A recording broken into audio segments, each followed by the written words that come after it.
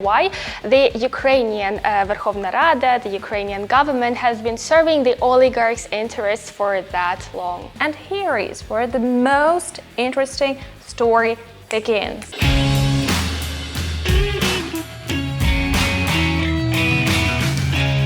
Hello world, it's Polina Boychuk and Tetiana Haiduk on the line. It's Kyiv, not Kyiv, your source for the political, economic and cultural news from Ukraine. And also for the insights and very clear and profound explanations of the general contexts in the country.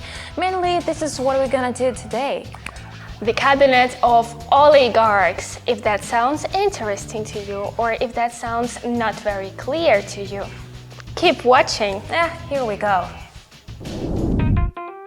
Tanya, let's start with the basics. I've never thought of the definition for an oligarch. Are they simply rich people who are trying to lobby their interests?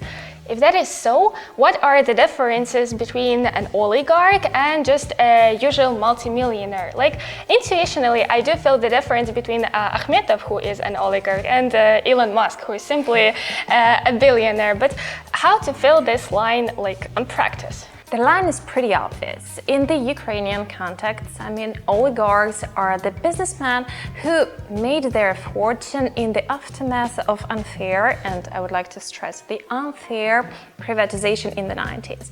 Top famous Ukrainian oligarchs are Akhmetov, Pinchuk, Kolomoisky, Firtash, Medvedchuk, Bakhmatyuk, Zhivago, who are having their large shares in metallurgical, chemical, mining, energy and banking spheres. In addition to that, they own leading Ukrainian TV channels and media platforms like 1+1 TV channel, 120, Inter, and other media groups. So that helped them to gain a huge political influence. Yeah. One of the oligarchs' most favorite activities is to support, and I mean financially support, that or another party in the parliament or a certain group of party representatives in the parliament. So no wonder why the Ukrainian Verkhovna Rada, the Ukrainian government, has been serving the oligarchs' interests for that long. But you know, I have a question. Why are we talking about the cabinet of oligarchs? Because it seems to me that we have been putting their interests aside for so long. That is true, because unfortunately, the story about the new political appointments that we have been talking a lot in Kyiv, not Kyiv, a reboot of Ukrainian cabinet of ministers, Reshuffle in the cabinet of ministers, has turned into the whole epopee. In March, President Zelensky dismissed the so-called government of Sorosata, pro-Western liberal politicians headed by Alexei Goncharuk, and instead put the cabinet of Denis Shmyhal. And here is where the most interesting story begins. Actually, the usual procedure provides that the newly appointed prime minister de facto is forming the cabinet of ministers and then presents it to the president for his or her approval, and subsequently to the Verkhovna Rada, to the parliament, and also along with the cabinet program, the agenda. And then the Verkhovna Rada in its turn is to vote for the cabinet or not. However, the new government headed by Shmyhal is not a traditional one. Like, literally, this is the cabinet of a presidential chief of staff, Andriy Yermak. Yeah, indeed. We have some ministers from the times of Goncharuk and some positions that have changed, and even not once. As an example, Finance Minister Umansky, who is now replaced by Marchenko, and Health Minister Yemets, who was replaced by the current Minister Stepanov just after a couple of months of being in the office. Right. But frankly speaking, this is not even the government of Shmyhal or Yermak. This is actually the government of oligarchs. Just look. Denis Shmyhal, the prime minister himself, is a former top manager of the company owned by oligarch Rinat Akhmetov. Minister of Economic Development Igor Petrashko is a former manager of the oligarch Bakhmatyuk. Minister of Culture Alexander Tkachenko equals Kolomoisky, as he was the long-term CEO of 1+1 Media Group that belonged to the famous tycoon.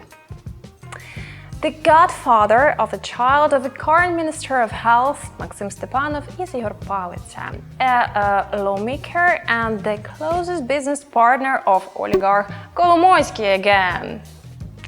Minister of Justice Denis Malushka is said to stand for the Surkis brothers because he is often playing for the brothers in judicial procedures regarding the Privatbank case. It generally means that each and every decision of the government may be analyzed in terms of what oligarch benefits from that or another decision.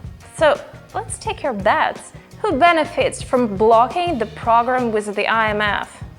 A hint, the IMF has fully supported the Privatbank nationalization back in 2016 and declined all the further discussions with Zelensky's administration until the parliament adopted the so-called anti-Kolomoisky law. That same oligarch largely benefits from quarreling with Western partners, especially given the fact that the FBI is investigating against him. Kolomoisky now under investigation of big jury. So if he will just left slightly Ukrainian border, FBI will catch him and bring to US. Yeah. And who is then benefiting from the so-called economic nationalization, read protectionism? Let me explain you the basic things. When Ukraine is trying to limit the imports from foreign countries, Ukraine is also limited in advance. And that is the Ukrainian exporters who suffer no fair competition, no fair economy, and everyone loses, economy loses. But the oligarchs do not. The oligarchs benefit.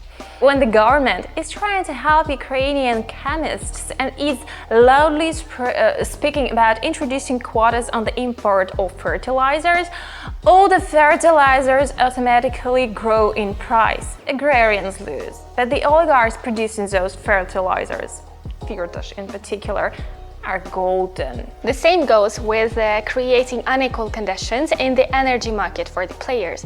For example, the new version of the Ukrainian electricity production plan published by the Ministry of Energy provides for lowering of production for most of the market players, both private companies and state-owned companies, and a noticeable exception is made for the companies who are owned by Akhmetov, and the acting Energy Minister Olga Buslavets is a protege of Prime Minister Shmyhal, who, as we have mentioned previously, is the former manager of one of Akhmetov companies. It's pretty obvious. This is what the cabinet of oligarchs means. Each minister promotes each oligarch's agenda. And whose agenda is Avakov promoting? He's a person of Avakov, so. Yeah, Avakov is an exclusion. Only Avakov is the person of Avakov. Unique.